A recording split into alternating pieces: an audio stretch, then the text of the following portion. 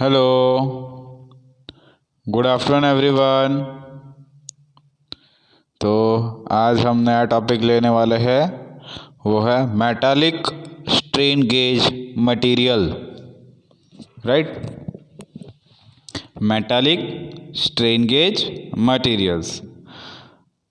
First of all दिया गया है कि भाई all electrical conductors exhibit a strain gauge effect, है ना। जो भी मतलब इलेक्ट्रिकल कंडक्टर की बात करते हैं, है ना, तो strain gauge effect exhibit, but only a few fulfil the necessary requirement to be useful as strain gauge. जो भी नेसेसरी चीज़ रहती है ना, जो भी रिक्वायरमेंट रहती है ना, that can be useful as strain gauge, right? So the major properties of concern are, first जो है वो मतलब गेज फैक्टर दिया गया है, सेकंड दिया गया है रेजिस्टेंस, थर्ड दिया गया है टेम्परेचर कोफिशिएंट, है ना, temperature coefficient of gauge factor, है ना, we can say that, and thermal coefficient of resistivity, right, और लास्ट में दिया गया है स्टेबिलिटी। ये पांचों नाम आपको याद रखने हैं। कौन सी मेजर प्रॉपर्टीज है हमारे पास, तो मतलब gauge factor, resistance, temperature coefficient of gauge factor, दूसरा दिया है thermal coefficient of resistivity, and fifth जो दिया गया है वो क्या है हमारे पास, stability. Right, now high gauge factor materials tends to be more sensitive. जो भी मतलब हाई गेज फैक्टर रहेगा ना, वो क्या मतलब सेंसिटिव रहेगा, है ना। So more sensitive to temperature and less stable than the lower gauge factor material, है ना। So we can say that कि लेस स्टेबल है किसके कंपैरिजन में, तो मतलब लोअर गेज फैक्टर के कंपैरिजन में, राइट। लोअर फैक्टर गेज मतलब lower gauge factor materials, right. So strain gauge materials that have been commonly used are as given below, right? तो फर्स्ट ऑफ ऑल हमें बताया गया है कि भाई कॉन्स्टेंटन, है ना, कॉन्स्टेंटन उसमें बताया है कि 45% निकल और 55% कॉपर रहेगा, राइट। कॉपर निकल का दोनों का एलॉय का मतलब परसेंटेज वाइज दिया गया है mixture.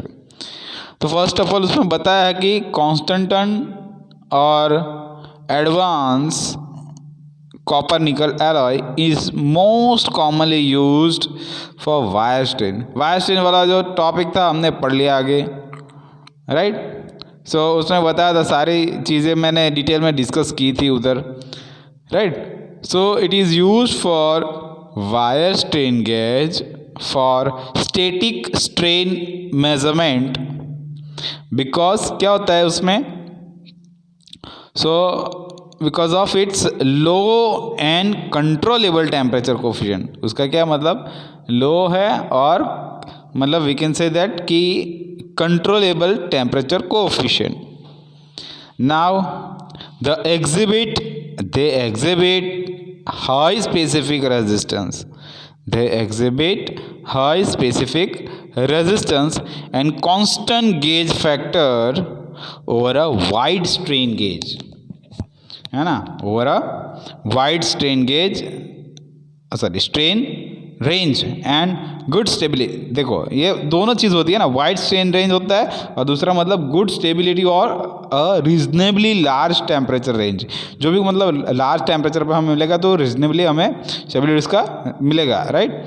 So for static measurement क्या बताया उसमें कि अंडर आइडियल कंपनसेशन, देखो यहाँ पे बताया ना ये कि under ideal compensation conditions or for dynamic measurement the alloy may be used for 73.3 to plus कितना हो जाएगा मतलब 283 डिग्री सेल्सियस तक, राइट। चलिए अब बात करते हैं कर्मा के बारे में, राइट। तो कर्मा में बताया है कि 74% जो है वो निकल है, 20% क्रोमियम है और 3% आयन है Fe, राइट। सो कर्मा निकल Chrome alloy with precipitation forming additives, है ना। तो मतलब प्रोवाइड अ वाइडर टेम्परेचर, है ना, थोड़ा प्रोवाइड क्या करेगा, वाइडर टेम्परेचर प्रोवाइड करेगा, compensation range then constantan, right? So special treatment of this alloy gives minimum drift to, है ना, कितना मतलब मिनिमम ड्रिफ्ट कितना होगा, टू अबाउट 316 डिग्री सेल्सियस जितना, right. And excellent self temperature compensation characteristic to 4 to 7 degree Celsius, है ना। तो कितना हो जाता है मतलब 4 to 7 डिग्री सेल्सियस जितना हो जाता है, राइट ना। अब बात करते हैं निक्रोम के बारे में। निक्रोम में क्या होता है कि 80% जितना निकल होता है, 20% जितना कॉपर होता है, राइट। सो निक्रोम वी, है ना, निकल क्रोम एलॉय बोल सकते हैं ना। Nichrome V is commonly used for high temperature static and dynamic strain measurement. Static यानी रेस्ट कंडीशन में, डायनेमिक यानी मोशन में, राइट। तो हम बोल सकते हैं ना उसके लिए, राइट, कि it is commonly used for high temperature static and dynamic strain measurements. So under ideal condition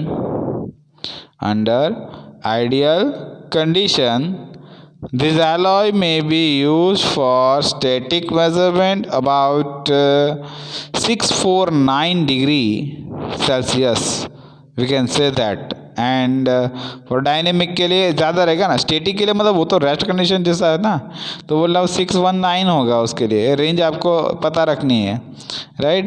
and जो डायनेमिक मेजरमेंट है उसके लिए मतलब 982 डिग्री सेल्सियस बताया गया है, right.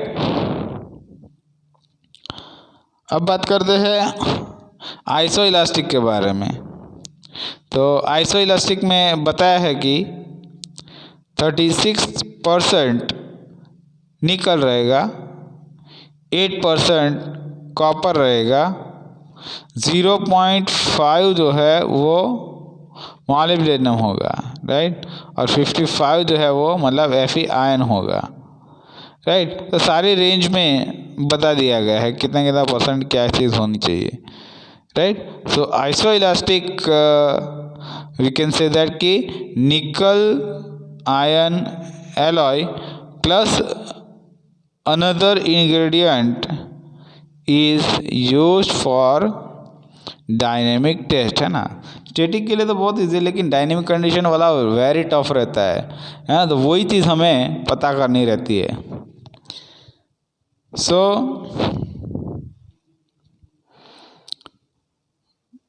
other ingredient is used for dynamic test. The higher gauge factor is a distinct advantage is good sensitivity where dynamic strain जो है ना, dynamic strain of small magnitude are measured, है ना। जो dynamic मतलब स्मॉल जो रहता है ना, है ना, strain of small magnitude, magnitude direction के बारे में पता है, right. So magnitude are mostly measured. So however it is prove और वी कैन से दैट कि भाई however it has poor stability, right, बोल सकते हैं। नाउ अब बात करते हैं 479 PT के बारे में।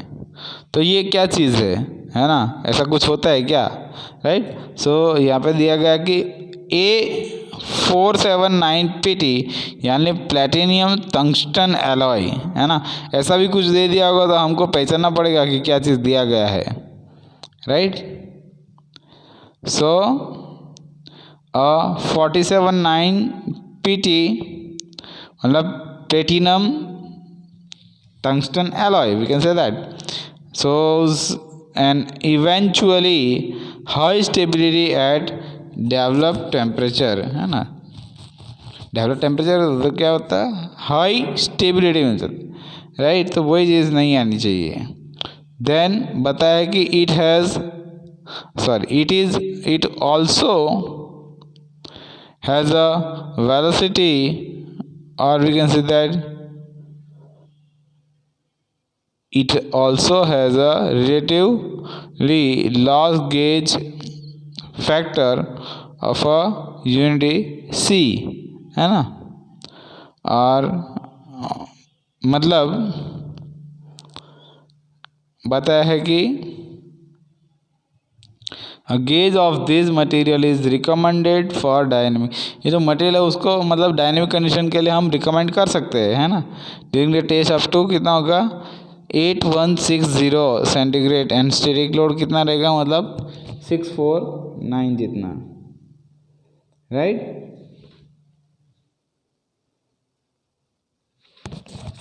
अब बात करते हैं स्ट्रेन गेज बॉन्डिंग एजेंट के बारे में। तो स्ट्रेन गेज बॉन्डिंग एजेंट ने बताया है कि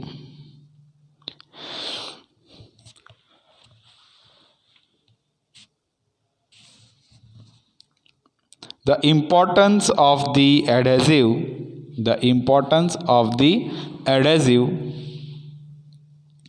that bonds the strain gauge to the metal surface under test or as a part of a transducer, right, and cannot be covered, cannot be over emphasized,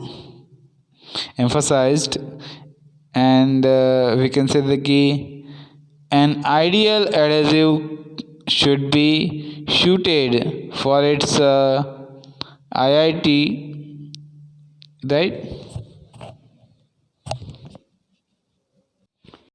strain gauge bonding agent में बताया है कि the importance of the adhesive that bond the strain gauge to the metal structure under test or as a part of a transducer cannot be emphasized। तो फिर बताया कि an ideal adhesive, जो ideal रहता है ना, should be suited to its intended environment, है ना, वो सूट कर लेता है, right. So transmit all strain from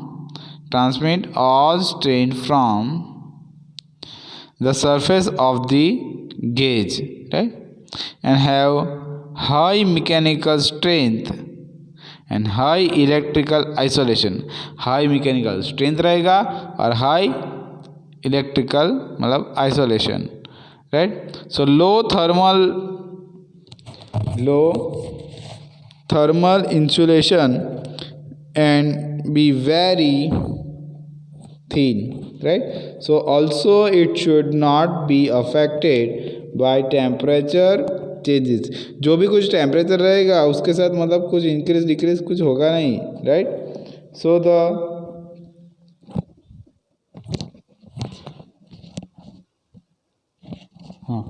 the adhesive must provide a strong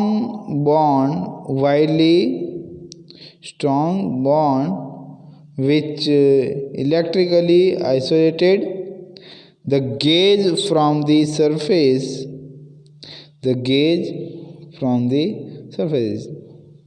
so the which it, है ना। फिर बाद में बताया कि the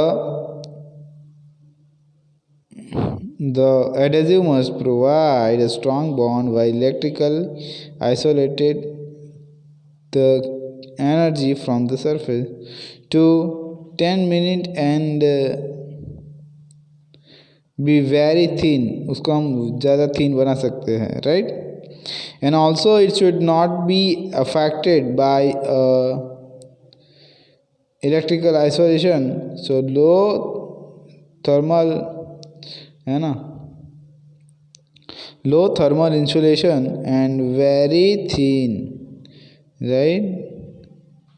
now it should not be affected by temperature changes, है ना. वो मतलब टेम्परेचर चेंज होने से नहीं होता है ना. It should not be affected by temperature changes. The adhesive must provide strong bond while electrically isolating the, है ना. जब भी मतलब वो एडेसिव प्रोवाइड करेंगे तो मतलब स्ट्रांगली बॉन्ड हो जाएगा, है ना. Electrical isolated gauge from gauge from the surface to which it is attached, जो भी अटैच रहेगा उसके साथ. So in case of wire resistance strain gauge commonly used bonding agent तरीके बराबर से. एंड ड्यूरोफिक्स, है ना, दोनों के बेस पे आप कर सकते हो. तो आइंस्टाइन 910 के अंदर सिलिकॉन वार्निश एक्सेट्रा. नाउ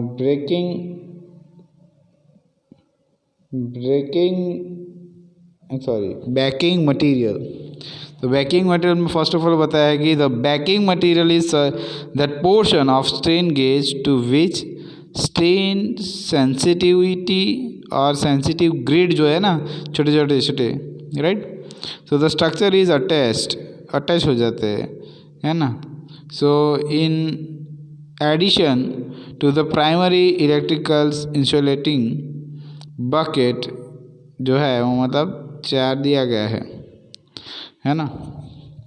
तो strain sensitive and grid structure is adhesive और एडेजर, राइट. सो सीमिक, राइट, सीमिक, right. So strip shape of attach in addition to primary electrical insulator backing. It is also helps retain the retain हो जाता है ना, geometry of a grid, है ना. So pattern and also provided protection and the gauging, right, clear, है ना. And commonly used banking material कौन सा है हमारे पास विथ वायर स्ट्रिंग गेज. एक तो है पेपर तो चाहिए, राउंडर चाहिए, राइट. तो फाइबर ग्लास एंड ट्रांसड्यूसर मतलब गेज, राइट. तो આની અંદર આપણે સ્ટોપ કરીએ છીએ. We will continue tomorrow.